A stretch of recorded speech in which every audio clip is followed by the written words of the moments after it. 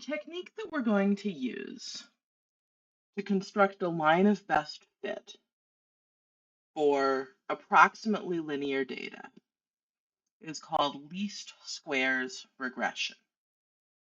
So approximately linear data will, so to begin with, we're only going to use this technique when we know that we have approximately linear data.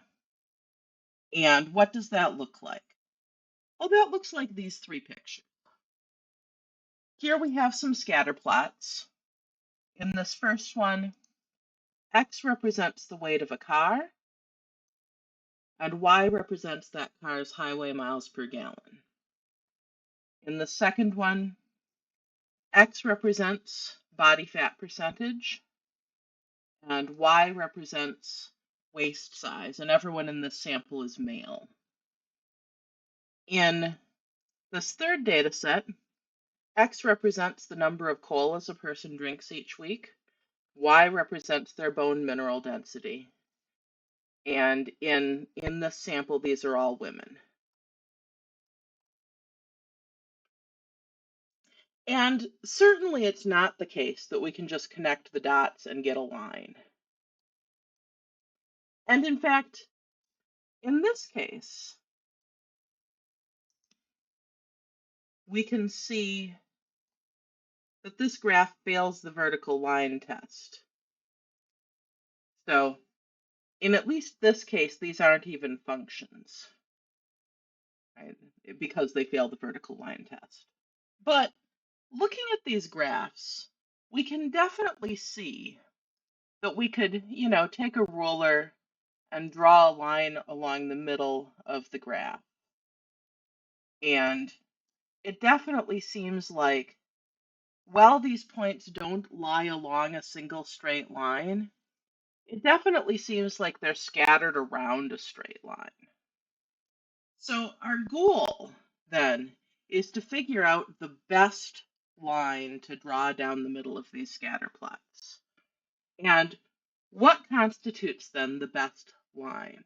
We're going to use two criteria to define the best line. First, we want the best line to pass right through the very middle of the scatter plot. What do we mean by the middle of the scatter plot? We want it to contain the point x bar, y bar, where x is the average of the x values, so in particular the mean, and then y bar, of course, is the mean of the y values. So that gives us a point on the line. So here's one of the data sets in those scatter plots in more detail. This is the data set for the weight of a car versus its highway gas mileage. And we think that those are related. Specifically, heavier cars get worse gas mileage than small, light, zippy cars. And so we're going to think more deeply about what the line of best fit for this data set might be. And the first thing we need to do is to find where the center is. And we have a process for this on the calculator. We enter our x values in one list, our y values in another list. And then we can run this two variable stats procedure. And I'm not going to walk you through that procedure on the calculator right now, mostly because this would be a step in doing this by hand, and ultimately we're just going to have the calculator give us the line. So this is not a procedure you're going to have to follow. Just understand what's happening here. So we find that the mean of the x values is 3,208.5. So our x bar is 3208.5. And the x values are all weights in pounds. So the units of that mean are pounds. The mean of our y values is 20.1. And so our y bar is 20.1. Our y values are all fuel efficiencies in miles per gallon. So the units here is miles per gallon. And so this gives us a point on the line of best fit. The equation of our line is going to look something like y minus 20.1 equals some slope times x minus 3208.5. We just need to know what the slope is going to be. And we have a sense for what we want this slope to do. In example 6 here, we have several lines that all pass through the middle of the scatter plot, but they all have different slopes. Now we know that this is definitely not the best possible line here, right? This is in the wrong direction. As the weight gets bigger, the gas mileage should get smaller. So we want a line that slopes downward. Option B looks a little bit better, but looking here, we see that to the left, the points are mostly above the line. To the right, they're mostly below the line. It looks like this line is too shallow. On the other hand, in option D, on the left, the points are mostly below the line, and on the right, they're mostly above the line. It looks like this line is too steep. But the line in option C really looks like it comes right down the middle. So I think that this slope looks like it's just about right. Of these options, the best one is option C, because the line comes right through the middle of the scatter plot. So the question then is, how do we figure out the slope of that line? How do we know that that slope is the best slope and we can't just rotate that line a little bit more? And also, how do we come up with that slope just in the first place? And the answer to that is that minimize the square of the residuals phrasing that we saw a minute ago. So now we need to talk about what that means. So what is a residual? Well, we think of our regression line as giving some predicted value of y for any particular x value. So that means that for any particular data point, we can have a predicted value of y, but then at that data point, we also have an actual value of y. The residual then is the difference between the actual value of y that we observed and the value of y that we predicted. So here is a graph showing the line of best fit for the car mileage along with the scatter plot. And each of these vertical segments, right, this dot represents an actual car. This line represents the prediction. And then this distance is the residual. In this point, the residual is positive. The observed value is greater than the predicted value. Whereas over here at this point, right, so this point also represents an actual car. And then this distance is the residual. But here we're below the line. The observed value is less than the predicted value. So when we take the actual y minus the predicted y, we're going to get a negative number. So whatever line we draw, we're going to have some positive residuals and some negative residuals. And unfortunately, it turns out that whatever line we draw, as long as it goes through the middle of the scatter plot, if we add up the positive residuals plus the negative residuals, we always get 0. This is just like what happened in the standard deviation, right? When we were calculating the standard deviation, when we added up all the deviations, we got 0. Here, when we add up all the residuals, we'll always get 0, no matter what point we choose. But our goal here is to pick our line so that our predictions are as good as possible. And so, just like we did for the standard deviation, in order to make everything positive, we square all of the residuals. So our best fitting line passes through the point x bar, y bar, and makes the sum of the actual y minus predicted y squared. So the sum of the squares of residuals as small as it can be. Now, how do we find the equation of that line? Well, there are things we could do. We could just make a line and just kind of wiggle it and watch what happens to the sum of the squares of the residuals and wiggle it until we get the sum of the squares of the residuals to be as small as possible. We could do a bunch of calculus to that and figure out a formula for what number will make the sum of the squares of the residuals as small as possible. Or we could do what we're actually going to do, and that is to have a computer do the things I just described. Now notice this Y with a hat on it.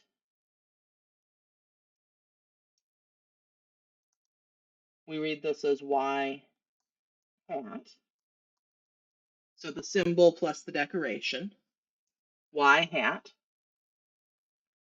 And that means our estimated Y, our predicted Y. So our line of best fit, we're going to say that Y hat is the name of the output variable. In this notation, Y of X is an exact relationship. We'll write Y hat of X when we have an approximate relationship. That said, after this section, we're going to get kind of lazy about actually using that Y hat notation. And a lot of the time, we're just going to use Y of X for an approximate relationship as well.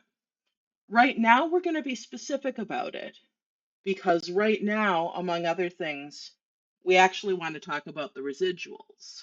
And so it's important to distinguish between an actual observed value of Y and a predicted value of Y. Going forward, we're going to be less interested in those specifics, and so we're going to get a little bit lazy about adding the hat to the Y. If you do see that hat on the Y, though, that definitely means the predicted value in an approximate relationship. So let's actually go ahead and get the equation of the line of best fit for the CARS data. So the first thing we're going to do is put the CARS data into the calculator, and then we're going to look at a scatter plot. So I'm not going to make you watch me punch the CARS data into the calculator. So here I am with the CARS data entered. And the first thing I want to do is to look at the scatter plot. So I'm going to hit second y equals, go to my first plot, turn it on, and I think I have everything set up the way I want it to be for a scatter plot. So I'm going to say zoom stat, and here's my scatter plot for the CARS data. I'm always going to do this as my first step in making a linear regression line because I want to make sure that it looks like linear regression is a good fit. And these really do seem to be scattered along a straight line. So now I'm going to run linear regression. I'm going to say stat, calc, choose linreg, option 4. I have my x values stored in L1, my y values stored in L2, and I want to store this equation. So I'm going to go to vars, yvars, function, y1, and now calculate. And so I get an equation in the form y equals ax plus b, and here's my slope, and here's my intercept. As an optional last step, because I stored my equation, I can hit the graph button, and I observe that that straight line really does look like a good fit for the data. And here we have the step-by-step walking us through that. So that's how we get the line of best fit on the calculator. Next, let's talk about how we can use that. So here we have the CARS data again, and again the screenshots of getting that line of best fit. Notice here, in addition to the slope and the intercept, this screenshot is also showing us the values of r squared and r. We'll talk a little bit about those later. For now, we can ignore them. Depending on your calculator's settings, you may or may not be seeing them whenever you run this linreg command. We can now write down our regression equation. Here it says to round a and b to 4 decimal places. So a, we have negative 0.0045, and then the next digit is a 6.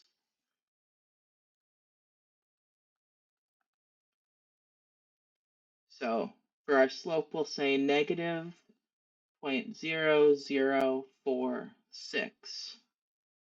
And then that's multiplied by x, plus, for our intercept, we have 34.7359, and then the next digit's a 0, so we'll just leave 0.7359. Okay, so that's our equation. This next question is new. This question is, how should we restrict the domain of the equation in part A? And here's the thing. We don't necessarily want to use an approximate fit equation for inputs that are way outside the range of inputs that we had to construct the equation. We feel like this equation does a good job of predicting cars that are of about the same weights as the cars that we were interested in. But if we have like a 20-ton tank or like a 40-pound Barbie Hot Wheels, right, one of those little ride-on things, probably this equation won't work for those because there are other factors coming into play. So when we want to restrict the domain of a regression equation, we're going to say that our x values have to be between the smallest and largest x values in our data set. So looking at our table here, this is the smallest x value, and this is the largest x value. And so we really only want to use this for values of x that are between 2526 and 4367. And we'll talk about that some more in a minute. Certainly, 2948 is in that range. In fact, we actually have a car in the data set that weighs 2,948 pounds. But also, our model makes a prediction. That is, our equation gives us a value for a car that weighs 2,948 pounds. This is giving us a value of x and asking us to find the value of y with a hat on it, of the predicted y. So we can take y hat of 2948, which is going to be negative 0.0046 times 2948 plus 34.7359 -0.7359. And then we can just throw that whole thing into the calculator. So -0.0046 times 2948 plus 34.7359, and we get 21.1751.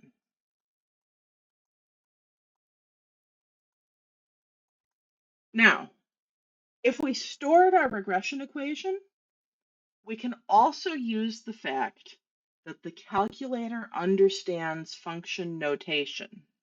If we go to vars, y-vars, function y1, and then we just say in parentheses 2948. So y1 is where we stored our regression equation. We're applying that as a function to the input 2948. The calculator can also give us a value of y hat, and that value of y hat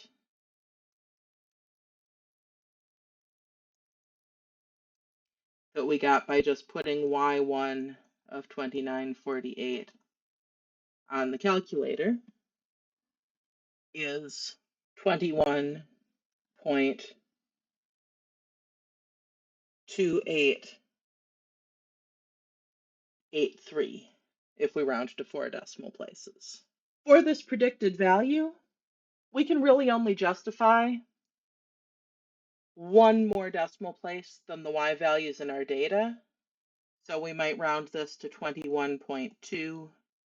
We might round this to 21.3. We can use either one of these. When we plugged it in by hand, we used our rounded values that we wrote down. When we plugged in on the calculator, we used the unrounded values that we'd stored. The homework is set up to accept either one. I'm going to use this one for this part of the question. We predict a fuel efficiency of 21.2 miles per gallon. Now, the thing is that we actually have a car in our data set with a weight of 2,948 pounds. It's this one. And that car has an actual fuel efficiency of 23 miles per gallon. So we can calculate the residual for that car. For the car with weight 2,948 pounds, the observed value of y was 23. That was the actual fuel efficiency of that actual car.